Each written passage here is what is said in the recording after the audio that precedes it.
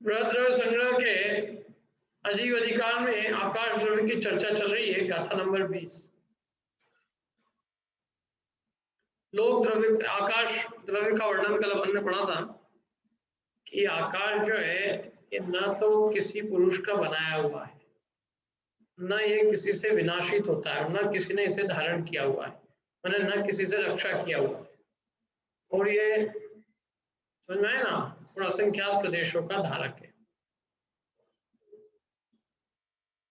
कि न हूं न करे न धरे को, किसी ने इसको बनाया नहीं है, कोई चला नहीं रहा है, कोई नष्ट करने वाला नहीं। क्या ये लोक स्वतः सिद्ध है, अकृत्रिम है, किसी के द्वारा किया हुआ नहीं है, अनादि अनंत है। अब यदि कोई ये कहे कि ये लोक किसी पुरुष का बनाया हुआ है तो उसमें हजारों प्रश्न खड़े हो जाएंगे। लोक पुरुष ने बनाया तो उस पुरुष ने क्या बनाया? जगह भी उसने बनाई क्या? यदि उसने जगह बनाई है तो किस जगह बैठ के बनाई है? और जिस जगह बैठ के उसने जगह बनाई वो जगह उसके पहले से थी, वो जगह भी उसने बनाई है। वो जगह उसने बना किस जगह बैठ के बनाई है? जिस जगह उसने बैठ के वो जगह बनाई है वो जगह किसने बनाई? आखिर कोई ना कोई ऐसी जगह तो ऐसी रहेगी जहां वो स्वयं स्थित था, उसको किसने बनाया? और यदि दुनिया को भगवान ने बनाया, भगवान को किसने बनाया? और यदि भगवान को किसी ने नहीं बनाया, भगवान बने बनाए हो सकते हैं, तो दुनिया बनी बनाई क्यों नहीं हो सकती है? भगवान ने क्या सामान से बनाया? वो सामान कहाँ से लाए हैं? ईट चूना पत्थर गारा लाए कहाँ से?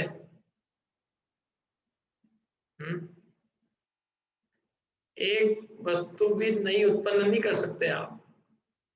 कर सकते हो आप एक परमाणु उत्पन्न करके बताओ? कोई नहीं कर सकता है। क्या? इसलिए बात ये सिद्ध होती है कि लोक जो है किसी के द्वारा बनाया हुआ नहीं है। क्या? ये तो स्वतः सिद्ध है ना, मतलब सब वस्तुएं स्वयं से ही है, कोई को कोई ने बनाया नहीं है। और ना कोई किसी की यहाँ रक्षा कर रहा है। रक्षा कौन करे? रक्षित ही है सब। हमारी क्या रक्षा की जरूरत है बताओ? मेरी रक्षा, आपकी क्लास वाले सब रक्षा करते हैं। पंडित जी क्लास वाले क्या कर रहे हैं? रक्षा कर रहे हैं। क्या आपकी क्लास सुन रहे हैं? यही रक्षा कर रहे हैं। ये रक्षा कर रहे हैं इस तरह से क्यों? रक्षा क्या कर रहे हैं बताओ? रक्षा करने के नाम पे क्या रक्षा होती है? रक्षित ही है सब, स्वतः रक्षित है अपने आप से। प्रत्येक द्रव्य स्वतः स्वयं से रक्षित ही है। उसको कौन नष्ट कर सकता है? जो द्रव्य है उसको कौन उसको रक्षा करे, और कौन उसको रक्षा की जरूरत है? वस्तु स्वतः सिद्ध अनादि अनंत सुरक्षित ही है। जो वस्तु स्वयं स्व से रक्षित है उसको कौन रक्षा करे उसकी? समझ में आया? ये कह रहे हैं यहाँ पर, देखिए।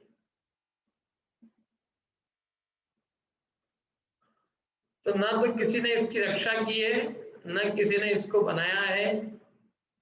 क्या? न कोई इसको नाश करने वाला है। ये कल्पना है लोगों की। ये जो उत्पाद लोगों ने, जो ब्रह्मा विष्णु महेश की मतलब ब्रह्मा विष्णु महेश है ना, जो लोगों के मतों में, वो कल्पित देव है, कल्पित। क्या? वे लोगों के द्वारा माने गए कल्पना से कल्पित देव होते हैं ना, इनका कोई अस्तित्व नहीं, केवल अपनी कल्पना से बनाए गए हैं। देखो आप सब लोगों ने अपनी अपनी इस कल्पना को साकार रूप दिया है, किसी ने किसी भगवान के रूप में। जैसे कुछ लोगों ने उसको खुदा का नाम दिया, किसी ने उसको जीसस क्राइस्ट का नाम दिया, किसी ने उसको राम का नाम दिया, किसी ने उसको विष्णु का नाम दिया, किसी ने और कोई नाम दिया। सबने नाम दिए हैं, लेकिन सबकी मान्यता एक सी है कि इस दुनिया को किसी परम ईश्वरी शक्ति ने बनाया है। कोई परम पिता परमेश्वर है दुनिया में, जो इस दुनिया को बनाने वाला है। और अपने कहते हैं कि कोई परम पिता परमेश्वर नहीं है, वस्तु स्वयं स्वतः सिद्ध है।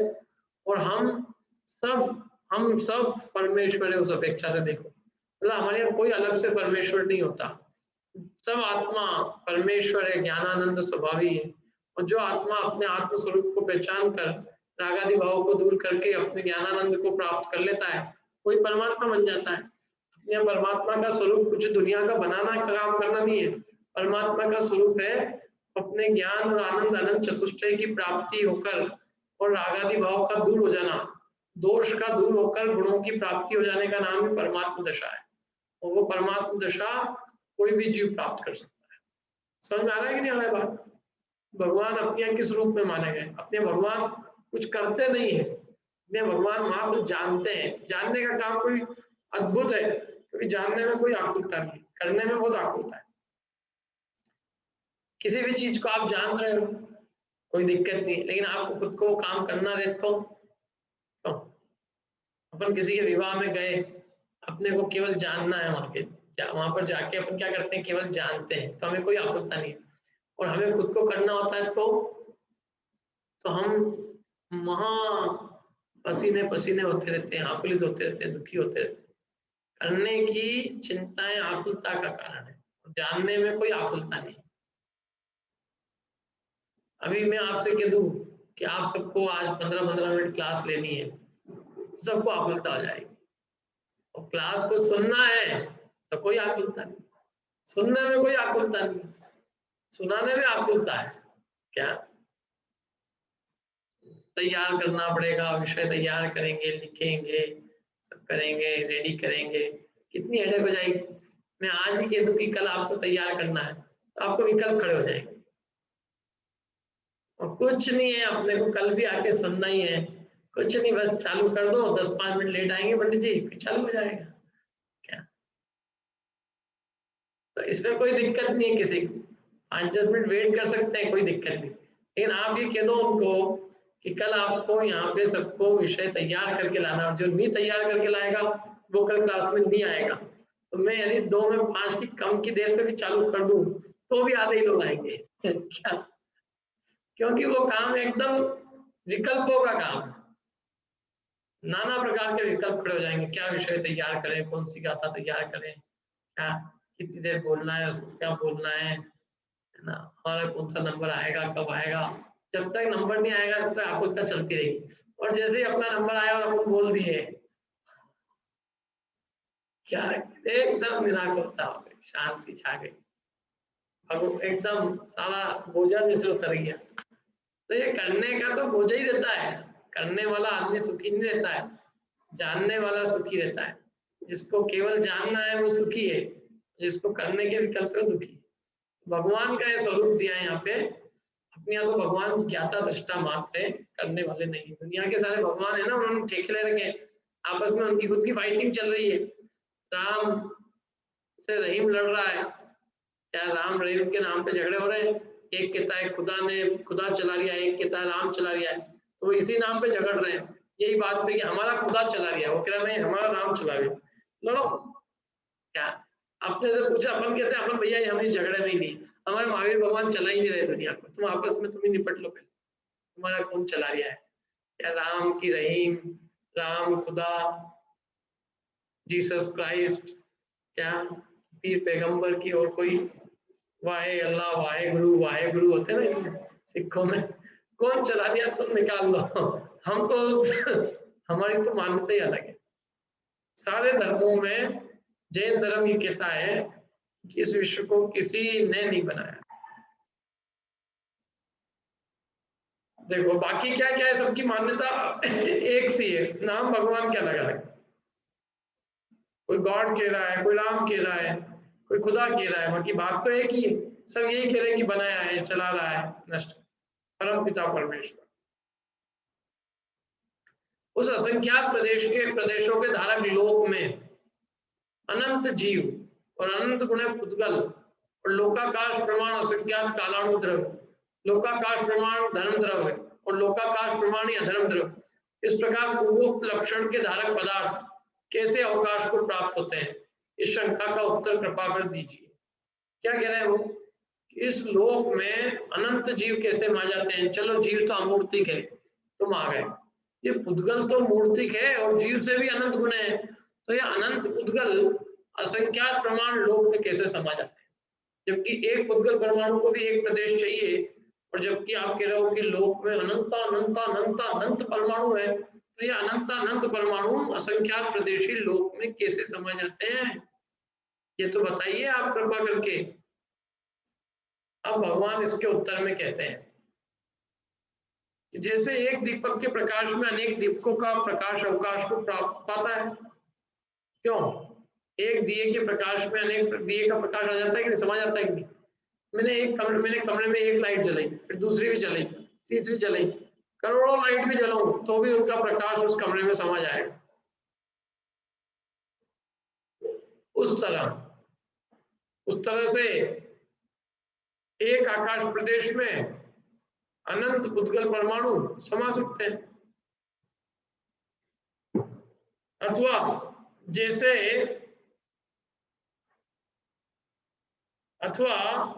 एक गूढ़ रस विशेष से भरे हुए शीशे के भांड में बहुत सा स्वर्ण अवकाश पाता है। अच्छा, ये मेरे को भी नहीं मालूम है ज्यादा। कोई एक गूढ़ रस विशेष है, उस रस विशेष से भरे हुए शीशे के भांड में माने बर्तन में बहुत सारा स्वर्ण अवकाश पाता है। कौन सा है रस, ये बता देना आप कभी, आपको मालूम हो। कोई एक ऐसा रस है जिस रस के अंदर उस रस से भरा हुआ जो शीशा होता है, शीशे का बर्तन, उस शीशे के बर्तन में कितना ही स्वर्ण रखो वो सारा स्वर्ण अवकाश को पा जाता है। उस प्रकार अथवा भस्म से भरे हुए घड़े में जैसे सुई और ऊटनी का दूध आदि समा जाते हैं। भस्म से भरा हुआ घड़ा हो ना, तो उसमें कितनी सारी सुई डाल दो, घुसती जाएगी, प्रविष्ट हो जाती है सब। ऊटनी का दूध भी डालो, वो भी समा जाएगा। उस विशिष्ट अवगान शक्ति के वश से असंख्यात प्रदेश वाले लोक में पूर्वोक्त जीव उद्गल आदि का रहना विरोध को प्राप्त नहीं होता। क्या है कि वो अवगान शक्ति अद्भुत है। प्रवचन सार के अपन ने गाथा पढ़ी थी अभी, किसी को याद हो तो बताओ। इसी संबंधित एक गाथा पढ़ी है अपन ने प्रवचन सार शाम के टाइम।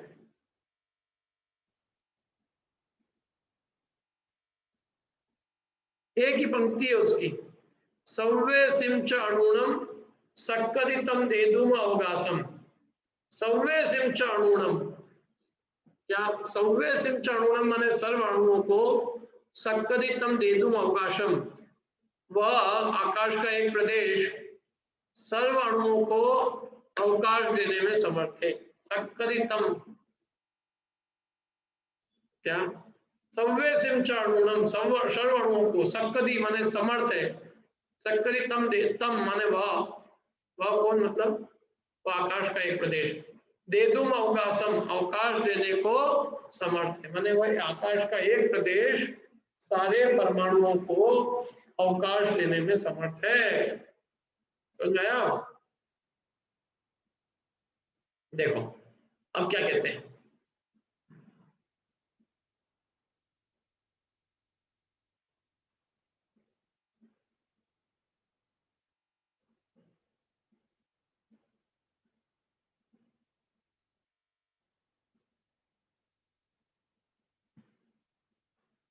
दिख रही है आपकी स्क्रीन? नेट कनेक्शन में क्या हो रहा है?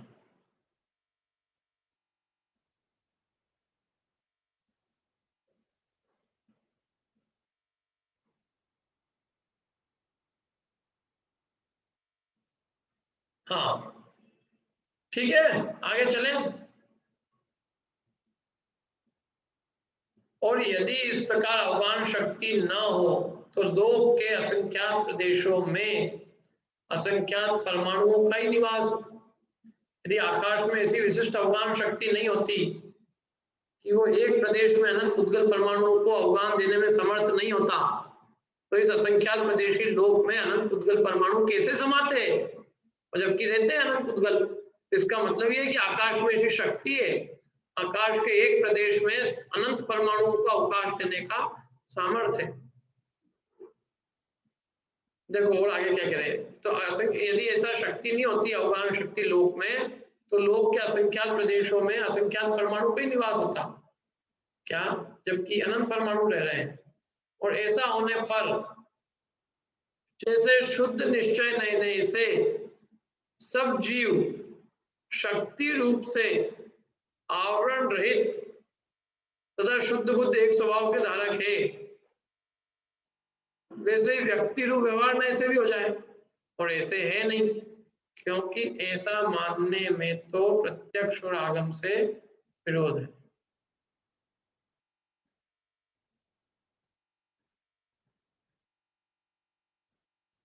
ऐसा मानने में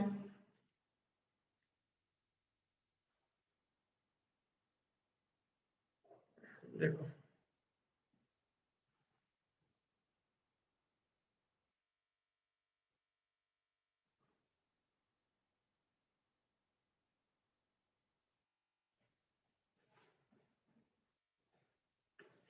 जैसे शुद्ध निश्चय न से सब जीव शक्ति रूप से कैसे आवरण रहित है, शुद्ध बुद्ध एक स्वभाव के धारक है, वैसे ही व्यक्ति रूप व्यवहार न से भी हो जाए।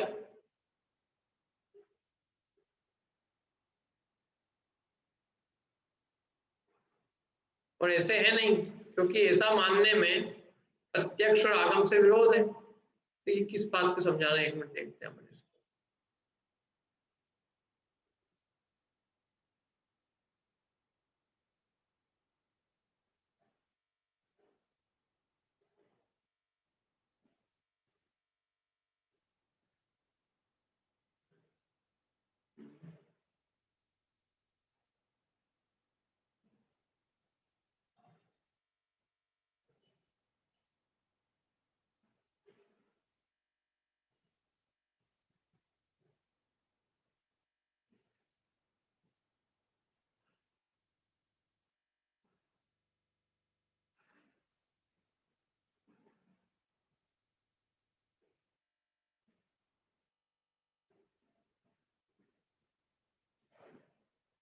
देखो क्या है, वो ये कहना चाहते हैं कि केवल कोई भी वस्तु है तो वस्तु केवल शुद्ध स्वरूप में ही नहीं रहती है।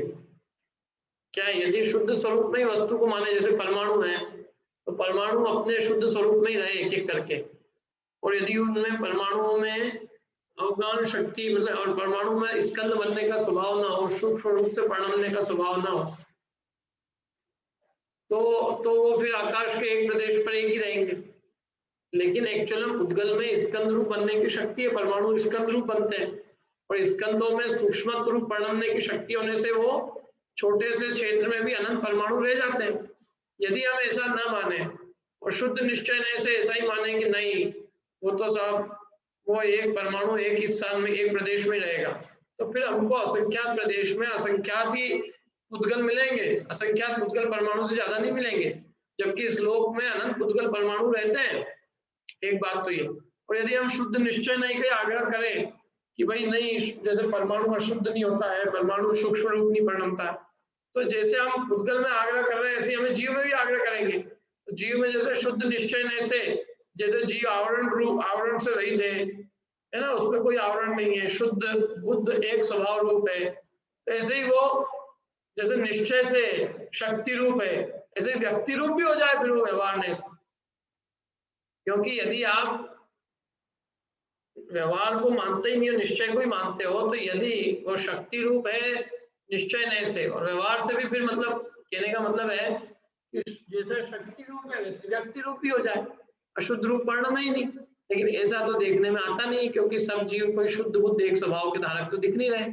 अभी यदि हम शुद्ध बुद्ध एक स्वभाव के धारक होते तो क्लास ही क्यों अटेंड करते, हम पढ़ते क्यों? आप हैं, कोई भी आदमी को पढ़ने पढ़ाने की जरूरत है, इसका मतलब क्या है कि अभी वे आवरण रहित या आवरण सहित ज्ञान वाले हैं कि आवरण रहित ज्ञान वाले? क्यों? अपने ज्ञान पे आवरण है कि आवरण रहित है? आवरण है, तो आवरण है इसका मतलब अशुद्ध रूप भी परिणमन है, और अशुद्ध रूप परिणमन होने से ये बात घटित हो जाती है कि उद्गल का जो अशुद्ध रूप परिणमन है उसमें वो सूक्ष्म भाव रूप से परिणमते हैं, और इसलिए असंख्यात प्रदेश में भी अनंत उद्गल परमाणु समा जाते हैं। समझ में आया? तो जैसे जीव को शुद्ध मानने में और अशुद्ध नहीं मानने में प्रत्यक्ष से विरोध है, ऐसे इसका भी विरोध आएगा लोक में, क्योंकि लोक में अनंत उद्गल परमाणु है, और ऐसा कैसे मान ले कि असंख्यात ही है? ये तो प्रत्यक्ष से विरोध है, आगम से ही विरोध है। इसलिए यही मानना सिद्ध होगा कि इस लोक में अनंत उद्गल परमाणु सूक्ष्म भाव रूप से परिणमन करके असंख्यात प्रदेशी लोक में रह रहे हैं। समझ में आया पूरी बात? इस प्रकार आकाश द्रव्य के निरूपण से दो सूत्र चरितार्थ हुए। दो सूत्र पढ़ लिए अपन ने आकाश द्रव्य। कौन कौन से दो सूत्र बताओ? पहले सूत्र में क्या पढ़ा था अपन ने? 19 नंबर की गाथा में क्या था और 20 नंबर की गाथा में क्या है? देख के बता दो, बिना देखे देख के जैसा बताना है।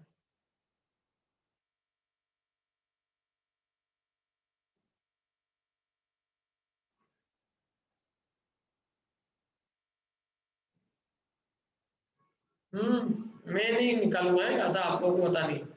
अब इसके बाद में निश्चय और व्यवहार काल के स्वरूप का कथन करते हैं। निकाला किसी ने? 19वीं और 20वीं गाथा का विषय क्या है? अरे इतनी देर लगा रहे, आगे बढ़ना पड़ेगा मेरे को। निश्चय और व्यवहार काल के स्वरूप का कथन करते हैं। नहीं आया किसी को? हाँ अच्छा गैलेक्सी तो मिंटा जी है। बोलिए मिंटा जी, आवाज अनम्यूट करो पहले। 19वीं गाथा में जो जीवादि द्रव्यों को अवकाश देने के योग्य है, जो जिनेन्द्र देव के द्वारा आकाश द्रव्य कहा गया है, वो बताया है। लोक और अलोक इस प्रकार से दो प्रकार का आकाश बताया है। और 20वीं गाथा में धर्म, अधर्म, काल, उद्गल और जीव, ये 5 द्रव्य जितने आकाश में रहते हैं वह लोकाकाश है, और उस लोकाकाश से बाहर अलोकाकाश है। बहुत बढ़िया, वाह। फिर 19वीं गाथा में आकाश का एक आकाश किसे कहते हैं? जहाँ जो 6 द्रव्यों का अवकाश रहता है वो आकाश है, और उस आकाश के दो भेद है। 6 द्रव्यों नहीं, जितने हाँ जो अवगान देने का काम करता है, ये है ना। और फिर उसके दो भेद करे। 20वीं गाथा में कहा जितने क्षेत्र में, मतलब लोकाकाश का स्वरूप बताया 20वीं गाथा, जितने क्षेत्र में पुद्गल धर्म, जीव, पुद्गल, धर्म, धर्म और काल है, उतने क्षेत्र को लोकाकाश और उससे बाहर अलोकाकाश।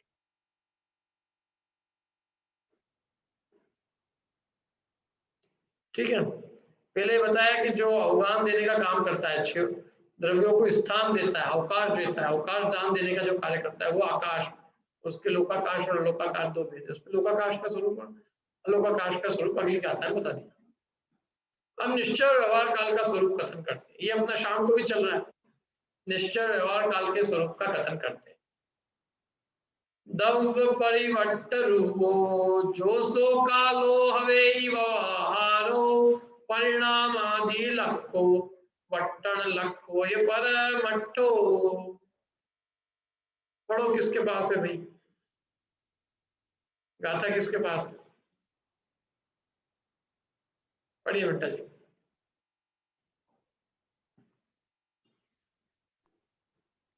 द्रव्यनी के परिवर्तन रूप काल लखो व्यवहार विरो लख्यो पड़े परिणाम एक निश्चय वर्तन लक्षण ते।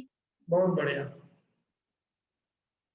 देखो, द्रव्य परिवर्तन रूप, द्रव्य का जो परिवर्तन रूप है, जो सो कालो हवे व्यवहारो, वह काल होता है व्यवहार से। माने जो द्रव्य का जो परिवर्तन रूप, द्रव्य का जो परिवर्तन है वही काल है। माने जो द्रव्य के परिवर्तन में, द्रव्य का जो परिवर्तन है सो कालो, वो व्यवहार से काल होता है। वह कैसा है? परिणाम आदि लक्ष्य, परिणाम आदि से लक्षित होता है। और वट्टन लक्ष्य, वर्तना लक्षण है उसका। परमार्थ, परमार्थ से वो क्या काल, उस परमार्थ काल का लक्षण क्या है? वर्तना। द्रव्य का जो परिवर्तन होता है वही व्यवहार से काल होता है, और परिणाम आदि से वो लक्षित होता है, जाना जाता है। और वर्तना लक्षण वो परमार्थ का, वर्तना वो परमार्थ माने निश्चय काल का लक्षण है। देखो गाथा भावार्थ पढ़ते हैं।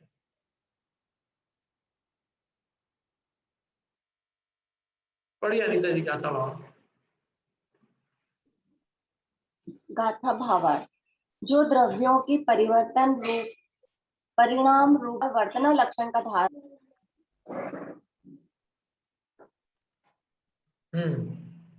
क्या कहा? देखिए, जो द्रव्यों के परिवर्तन रूप, परिणाम रूप जो द्रव्यों के वर्तन रूप माने जो द्रव्यों में परिवर्तन होता है, जो द्रव्यों में परिणमन होता है, वो जो देखा जाता है ना, वो तो सब व्यवहार काल है।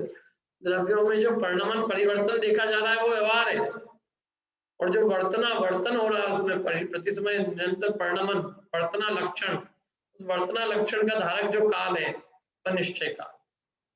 समझ में आया क्या? दो बातें कही हैं। एक तो ये कहा कि जो द्रव्यों का परिवर्तन रूप परिणाम है, यानी जो द्रव्यों का परिवर्तन देखा जाता है ना, द्रव्य में परिवर्तन हुआ कि नहीं हुआ? कल से आप आज तक मेरे में परिवर्तन हुआ कि नहीं हुआ? सब में हुआ। कुछ को दिख जाता है, कुछ को दिखता नहीं, एकदम बहुत लंबे समय तक परिवर्तन होगा तो दिखता है क्या, लेकिन परिवर्तन तो हमें रोज चल रहा है। तो जो द्रव्यों का परिवर्तन परिणमन जो देखा जाता है वो व्यवहार काल है, और जो वर्तना माने प्रति समय जो द्रव्यों में वर्तना माने वो एक परिणमन, जो वर्तना एक्चुअल में काल का निश्चय काल का लक्षण ही वर्तना है। वर्तना जो छह द्रव्यों को वर्तन में परिणमन में निमित्त है, तो वर्तना लक्षण का धारक जो काल है वह निश्चय काल। ठीक है, पढ़ते हैं आगे। देखो व्याख्यार्थ, जो द्रव्य परिवर्तन रूप है वह व्यवहार रूप काल होता है। जो द्रव्यों में परिवर्तन देखा जाता है ना, वो तो व्यवहार रूप काल है, और वह कैसा है कि परिणाम क्रिया परत्व अपरत्व से जाना जाता है। इन चीजों से जाता है, परिणाम क्रिया परत्व अपरत्व से। सूत्र याद है किसी को? तत्वार सूत्र का व्यवहार काल की पर्याय जल्दी से 5वें अध्याय में काल द्रव्य की पर्याय देख के बता दो भले।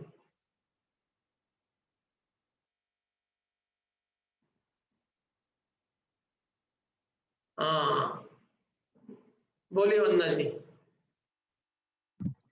परिणाम क्रिया परत अपरत च कालस्य। हाँ नहीं एक चीज छूट गई।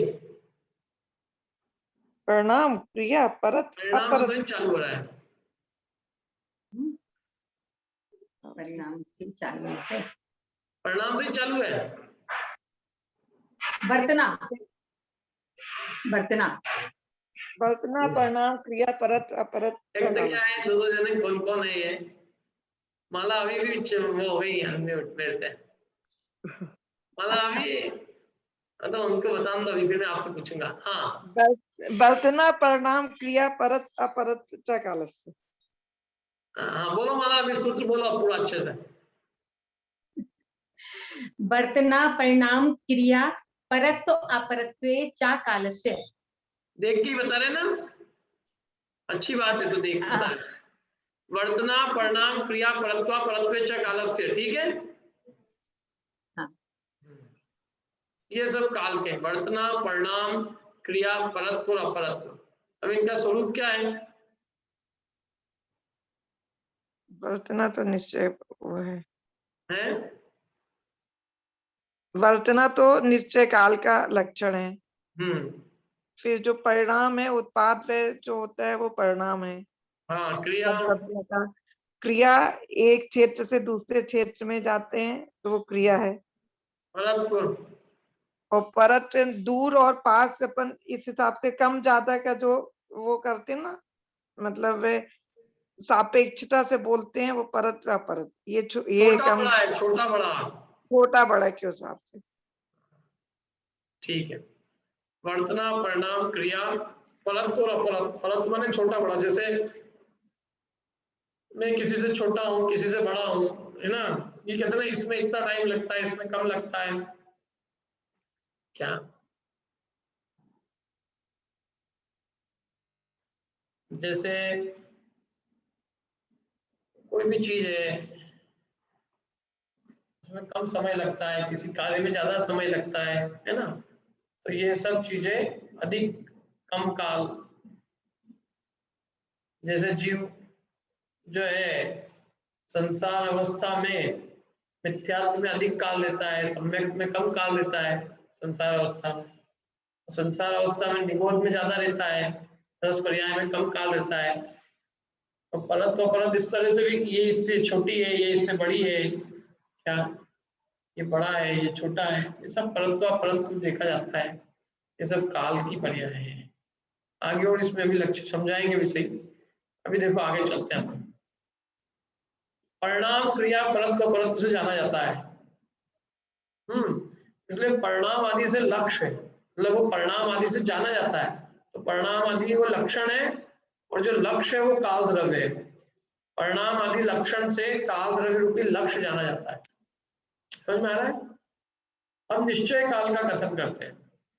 वर्तन लक्षो या परमठो, जो वर्तना लक्षण काल है वो परमठो माने परमार्थ रूप निश्चय काल है। अब इस व्यवहार तथा निश्चय काल का विस्तार से वर्णन इस प्रकार। जैसे जीव तथा पुद्गल के परिवर्तन रूप जो नूतन तथा जीर्ण पर्याय है, उस पर्याय की जो समय घटिका आदि रूप स्थिति है, वही जिसका स्वरूप है, वह द्रव्य पर्याय रूप व्यवहार काल है।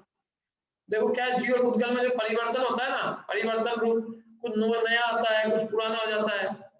क्या जैसे कोई नया परिवर्तन हुआ तो हमने नहा धो लिए तो नए हो गए थोड़े, और नहीं नहाए धोए कुछ नहीं किया ऐसे ही रहे तो जीर्ण शीर्ण होते रहते हैं। तो अब क्या है कि अच्छे से पुराने हो गए, पुराने से अच्छे हो गए। क्या समझ लो हम नहा लिए तो हम गंदे से साफ हो गए, और नहीं नहाए तो साफ से गंदे हो गए। तो ये जो जीर्ण और नूतन पर्याय होती है, ये जीव और पुद्गल में परिवर्तन रूप होती है। कोई चीज पुरानी होती है, कोई चीज नई हो जाती है ना। मकान कोई चीज अपन ने साफ कर दी, नई गलाने लग जाती है। कोई चीज बहुत दिन तक साफ नहीं की तो पुरानी होती रहती है। तो नूतन और जीर्ण पर्याय जो है, और वो भी कितने समय तक, जब कोई चीज हमने साफ करी तो कितनी देर तक साफ रहती है? तो बहुत टाइम तो ही साफ रहती है। हिंदुस्तान में तो आप रोज सुबह और शाम और दोपहर तीनों टाइम झाड़ू लगाओ तो भी कम है। जिनको अपने घर का साफ सफाई का बहुत रहता है तो अपने घरों में झाड़ू ही लगाते रहते हैं। मेरा फ्रेंड था तो उसकी मदर 3 बार झाड़ू लगा दी। क्या बोलो, इतना भी तू कभी भी आना हमारे घर में एक कचरा भी नहीं मिलेगा। मैंने कहा यार, ये अपन अपने घर का कचरा निकालने के लिए पैदा हुए कि अपने अंदर का कचरा निकालने के लिए पैदा हुए? और बोले इज्जत के क्या, जरा सा हमारी कोई भी जगह पे आप एक कचरा भी देख के बता देना। मैंने कहा उस चक्कर में तुम्हारी माँ रोज चक्कर झाड़ू लगा रही। फिर बाद में उन्होंने नौकर भी रख लिया तो नौकर को देखती थी, और नौकर को देख उनका ध्यान यही रहता था कहाँ झाड़ू नहीं लगी है। मैंने कहा ये आत्मा के कचरे नहीं देख रही है, ये घर के कचरे देखती रहती है। मैं बहुत समझाया, मैंने कहा छोड़ो ये सब, तुम अपने कहीं दिख जाए कचरा बात बता दी अलग से क्या यहाँ है। लेकिन ये कब तक लोग अपनी इन बाहरी चीजों को सफाने में बहुत बाहरी चीजों की साफ सफाई में बहुत समय देते। कोई गाड़ी कोई साफ करता रहता है, कुछ नहीं तो क्या रोज पानी से। जीवन में देखो लोगों के पास बेचारों के पास कुछ लक्ष्य ही नहीं है, यही मिल गया उनको काम की गाड़ी साफ करो। हमारा पड़ोसी रोज सुबह उठ के पानी डालता है उस गाड़ी है। मैंने कहा यार तेरे पास इतना टाइम है? मैंने तो आज तक मेरी गाड़ी में झाड़ू नहीं लगाया कपड़ा। अरे मैंने कहा कुर्ता पजामा खराब हो जाएगा। मैंने कहा 2 दिन में ही धुलेगा, शरीर पे धूल लग जाएगी, शरीर में रोज सुबह पानी डाल देते हैं वो धुल जाएगा। लोग क्या कहेंगे? लोग की आंखें, उनकी आंखों में एक गंदगी है जो है वो कचरा ही देख रही है, हमको नहीं देख रही है, हमारे स्कूटर को देख रही है। दिस इज देयर मिस्टेक, या उनकी गलती है, हमारी सही नहीं है। उनकी आंखों को अच्छा लगने के लिए मैं पोता लगाऊं गाड़ी पे, मैं उनका नौकर हो गया ना। अरे उसमें और फिर भी ठीक है, चलो बहुत धूल नहीं हुआ है, एक आध बार लगा लिया, लेकिन उसमें हम इतने परेशान क्यों हुए? बताओ, लोगों का अधिकांश समय सजावट, दिखावट, बनावट इनमें ही जा रहा है। हर चीज को दिखाना है, चश्मा पहनना है तो उसको भी दिखाना है। क्या चश्मे की फ्रेम वाले क्या बैठ के 10-10 बार, इसमें कैसा लगेगा, इसमें कैसा लगेगा? अरे मैंने कहा अम्मा जी चलो यहाँ से, तुमको कभी जो जैसा लगेगा चश्मा वैसा लगेगा, और चश्मा लगेगा तुम क्यों इतनी विकल्प कर रहे हैं? लेकिन नहीं, हाउ डू वी लुक, चक्कर में लोगों ने बहुत ये जितनी फ्रेम की दुकानें हैं ये सब किस वजह से चल रही है? इसी वजह से। नहीं तो ऑनलाइन ऑर्डर करो, एक काम करना कुछ भी ऑर्डर कर दो, कुछ नहीं साहब, वहां जाके देखेंगे, कांच पे देखेंगे, फिर वो बताएगा अरे आप तो बिल्कुल उसके जैसे लग रहे हो। तो वो 25 रुपए की फ्रेम भी 250 रुपए में ले आएंगे, 500 रुपए में ले आएंगे, और भी महंगी आती होगी, खैर जो भी। क्या प्लास्टिक की चीज है लेकिन महंगी बिकती है क्या इसके अंदर? एक इधर का डंडा है, एक इधर का डंडा है, एक डंडा बीच में है, 3 डंडे की चीज है ये। 3 डंडे बेचने वाला हो तो 3000 में 30,000 में बेच सकता है 3 डंडे। ये सब चक्कर यही है संसार में। लोग आत्मा अमूर्त को तो जानते नहीं है, मूर्त कोई सजाने, नया हो, नया लगे पुराना नहीं लगे, गाड़ी नहीं लगे, गाड़ी पुरानी ले ले तो क्या दिक्कत है? नहीं साहब, न्यू न्यू न्यू भी पुरानी हो जाती है, शरीर पुराना हो जाता है, नया क्या है? हुआ कि नहीं हुआ पुराना अपना? क्यों? शरीर ही पुराना हो गया भैया, बाकी क्या नया रहेगा? अब तुम बुढ़ापे में गाड़ी ला रहे हो, नहीं बोले नहीं, तुम खुद तो पुराने हो गए, अब गाड़ी लाके नहीं क्या करोगे? तो ये सब हमारे मन के बहुत विकल्प हैं, लेकिन ये सब काल द्रव्य का कार्य है। काल के निमित्त से उद्गल का स्वयं परिणमन होता है। कोई चीज नई सी लगती है, कोई जीर्ण हो जाती है, और उस पर्याय की, उस काल रूप पर्याय की जो समय घटिका आदि रूप स्थिति है, वही जिसका स्वरूप है, वह द्रव्य पर्याय रूप व्यवहार काल है। भाई कोई भी चीज कितने देर समय तक स्थित रही, एक समय रही, एक घड़ी तक, जैसे अपन पूछ रहे उन्होंने कितनी देर सामयिक किया कि 1 घड़ी, 1 मुहूर्त, 2 मुहूर्त, 3 है, उन्हीं अवस्था में कितने देर रहे। आदिनाथ भगवान का दीक्षा काल, महावीर भगवान का दीक्षा काल, तो ये हम जिससे नापते हैं समय, घड़ी, दिन, महीने, वर्ष आदि से, वो सब जिसका स्वरूप है वो द्रव्य पर्याय रूप व्यवहार काल है वो सब। सो ही संस्कृत प्रावृत में कहा भी है कि स्थिति जो है वो काल संज्ञा की, जो भी स्थिति होती ना, स्थिति समय रूप स्थिति, वो सब काल संज्ञा की। स्थिति माने स्थित रहना, वो काल संज्ञा की। तात्पर्य यह है कि उस द्रव्य के पर्याय से संबंध रखने वाली जो समय घटिका आदि रूप स्थिति है, इससे संबंध रखने वाली द्रव्य की जो पर्याय से संबंध रखने वाली जो भी एक समय, एक घड़ी, महीना आदि रूप स्थिति है, वह स्थिति ही व्यवहार काल इस संज्ञा की धारक होती है। वो स्थिति व्यवहार काल, हमारी कितने दिन की उम्र है, कितने दिन तक हम यहाँ टिके हुए हैं, हमारी स्थिति कितने दिन की है, कितने समय से हम इस पर्याय में हैं, वही काल संज्ञा को, व्यवहार काल इस नाम को पाती है।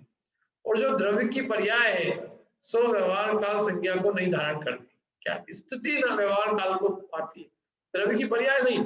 द्रव्य की पर्याय की जो स्थिति है, कितने समय की वो पर्याय है, वो कितने समय की है, उसका नाम व्यवहार काल है। वो द्रव्य की स्वयं की पर्याय व्यवहार काल नहीं। मेरी मनुष्य पर्याय का नाम व्यवहार काल नहीं है, लेकिन मैं कितने समय मनुष्य पर्याय में रहूंगा वो व्यवहार काल है। आई कि नहीं आई बात समझ?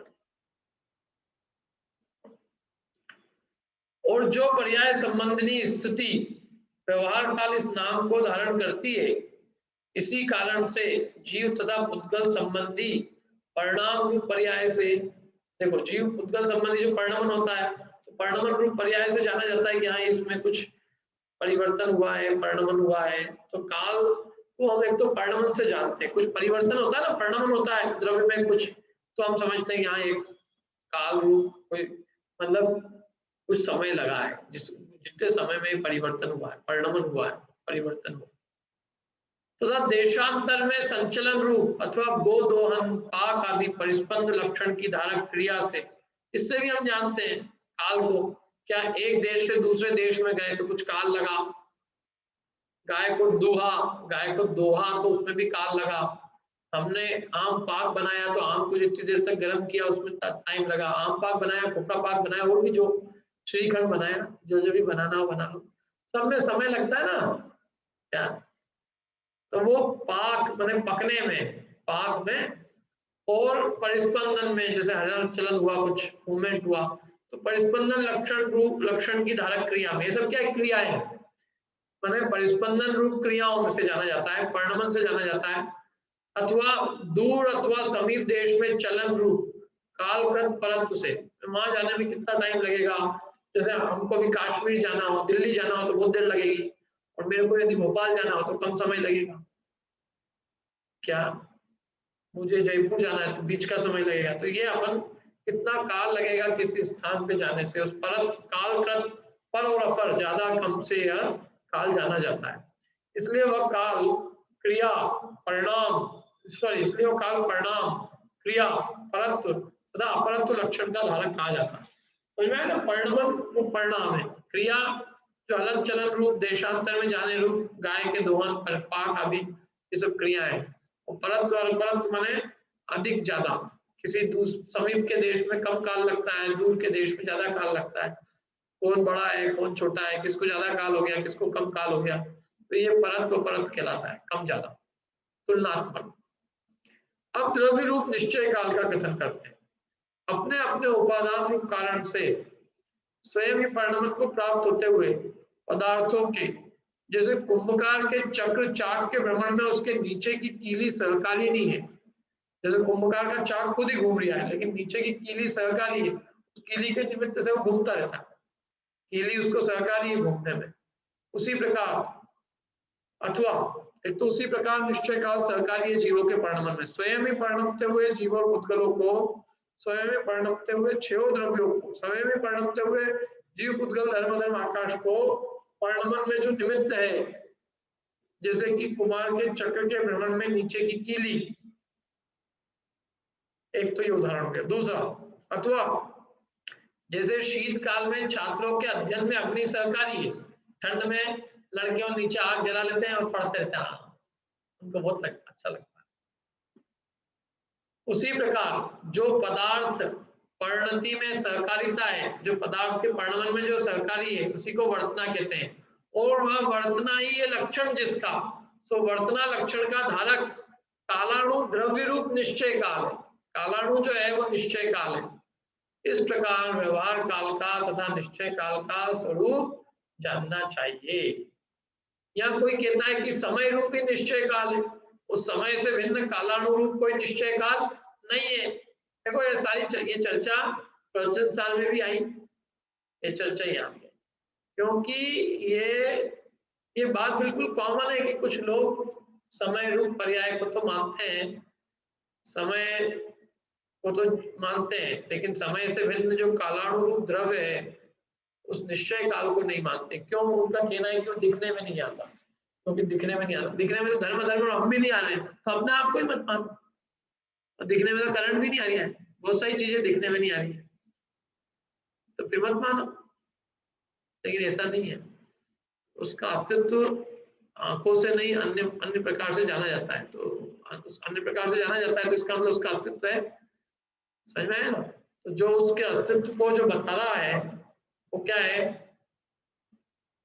क्यों माने हम भले ही अपनी आंखों से नहीं अन्य प्रकार से उसके अस्तित्व को जाने ज्ञान से अपने, तो उसका अस्तित्व ज्ञान में ज्ञात होता है, तो इसका मतलब उसका अस्तित्व है। अब आकाश है, आकाश आंखों से नहीं दिख रहा है, और भी पुद्गल के सूक्ष्म स्कंद भी आंखों से नहीं दिखते, लेकिन हमारे ज्ञान से ज्ञात होते हैं, तो उसका अस्तित्व है। करंट आंखों से नहीं दिख रहा है लेकिन उसका अस्तित्व है। कारमान वर्गणाएं नहीं दिख रही लेकिन उसका अस्तित्व है। भाषा वर्गणा भी नहीं दिख रही लेकिन अस्तित्व है। तेजस वर्गणा नहीं दिख रही, अस्तित्व है। मनोवर्गण, बहुत सारी चीजें। पुद्गल में तो जो दिखता है वो स्थूल होता है, सूक्ष्म तो कुछ दिखता ही नहीं, लेकिन तो भी उसका अस्तित्व मानते कि नहीं? ऐसे ही तुम्हारे जो तर्क है वो दिखने में नहीं आता, दिखने में नहीं आता है कोई तर्क नहीं है, दिखने में तो बहुत सारी चीजें नहीं आती। अब इसका उत्तर देते हैं कि समय जो है सो तो काल की पर्याय है, समय ना वो निश्चय काल की पर्याय है। कदाचित कहो कि समय काल का पर्याय कैसे है, तो उत्तर यह है कि पर्याय जो है सो समोपन पद्धति, इस आगमोक्त वाक्य के अनुसार पर्याय जो है ना, देखो प्रवचन सारी की पूरी बात आ गई है, प्रवचन सारी गाथा कोड भी कर दी और तो यहाँ समोपन पद्धति, इस समय जो उत्पन्न विध्वंस होता है, माने समय उत्पन्न होता है और नाश को होता है, प्राप्त होता है ना, ये जो अपने पढ़ी ना गाथा समो उपन पद्धति, गाथा पूरी याद हो तो बता देना, है ना। तो समो उपन पद्धति, इस आगम उक्त वाक्य के अनुसार समय उत्पन्न होता है और नाश को प्राप्त होता है। जब वो उत्पाद और व्यय हो रहा है समय का, तो बिना द्रव्य के कैसे उत्पाद व्यय हो जाएगा? बिना ध्रुव के वो समय रूप पर्याय कैसे हो जाएगी? वो पर्याय, समय रूप पर्याय बिना द्रव्य के कैसे बनेगी? ये कह रहे हैं समय उत्पन्न होता है नाश होता है तो ठीक है, लेकिन वो समय रूप पर्याय द्रव्य के बिना नहीं होती। और यदि समय कोई काल मान लो तो समय रूप काल का, तो समय रूप पर्याय काल का उपादान कारणभूत जो द्रव्य है उसको भी काल रूप ही होना चाहिए। यदि समय को काल माने तो समय रूप पर्याय का जो उपादान कारणभूत द्रव्य है वो भी काल रूप होना चाहिए। क्योंकि जैसे अग्नि, जैसे ईंधन अग्नि आदि सहकारी कारण से उत्पन्न ओदन पर्याय पक्के चावल का उपादान कारण चावल ही होता है, अथवा कुंभकार चाक चीवर आदि बहिरंग निमित्त कारणों से उत्पन्न जो मृत्तिका आदि रूप गण पर्याय है उसका उपादान कारण मृत्तिका का पिंडी है। पर नर नारकारी जो जीव के पर्याय है उसका उपादान कारण जो मान रहे हो तो उसका जो उपादान रूप हेतु है वो उपादान रूप हेतु भी काल रूप ही होगा, क्योंकि उपादान के अनुसार ही क्या होता है, काल होता है।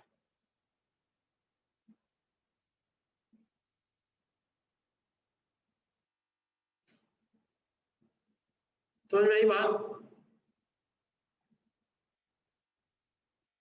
देखो, फिर से मैं बोलता हूँ, जैसे ईंधन अग्नि ये सहकारी कारण है ना, ईंधन अग्नि इन सब सहकारी कारण से उत्पन्न जो पका चावल है, तो पके चावल का उपादान कौन है, कच्चा चावल। पके चावल में मिठास है तो कच्चे चावल में ठीक नहीं थी। चना, चना पकाया, मीठा चना, चना पकने के बाद अच्छा मीठा लगता है, तो वो मीठे चने के अंदर जो मिठास है, मतलब पके हुए चने में जो मिठास है, तो वो मिठास का उपादान कारण कौन है, अग्नि कि चना। चना है, चना, चने में थी मिठास तो अग्नि के निमित्त से वो प्रकट हुई है। अग्नि तो उसमें सहकारी कारण है, निमित्त के, वो सहकारी निमित्तों के माध्यम से चने की जो मिष्ट अवस्था है वो व्यक्त हुई है। उसका उपादान कारण, चने की मिठास का उपादान कारण चना ही है। समझ में आ रही कि नहीं आ रही बात? उपादान के अनुसार ही कार्य होता है। अब जैसे ये बना, घड़ा बना, तो घड़े का उपादान कारण कौन है, मिट्टी का पिंड। तो मिट्टी के अनुसार ही वो घड़ा बनेगा, जैसे मिट्टी होगी घड़ा वैसे बनेगा।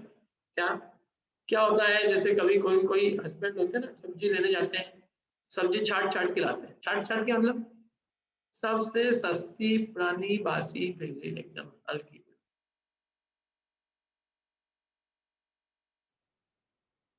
तो अब उसमें क्या होता है, फिर खाना अच्छा नहीं बना कभी, तो पत्नी को आरोप, क्या तुमको खाना बनाना नहीं आता है? तो वो भी कहती है भाई जैसी सब्जी आएगी माल वैसी तो बनेगा, तुम ढूंढ ढूंढ के सब्जी लाते हो तो बनती भी ढूंढ ढूंढ के ही है। क्या जैसा उपादान कारण वैसा ही कार्य। क्या बोए पेड़ बबूल का तो आम कहाँ से हुए, ऐसे तो मिट्टी में से जो घड़ा बनेगा तो जैसी मिट्टी होगी वो घड़ा वैसे ही तो बनेगा, क्या अन्य प्रकार बन जाएगा है?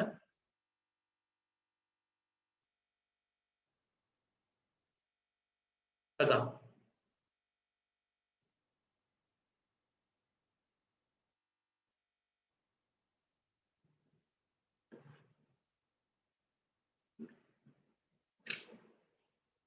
तो इसलिए जैसे कुमार, ये तो सब निमित्त कारण है, कुमार चाक चीवर आदि बहिरंग कारण है।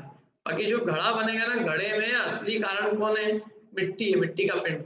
जैसी मिट्टी का पिंड होगा वैसा घड़ा बनेगा। आपको मालूम, ये पत्नी अपनी वही की वही है जो लॉकडाउन में थी और जो अभी उसके पहले थी।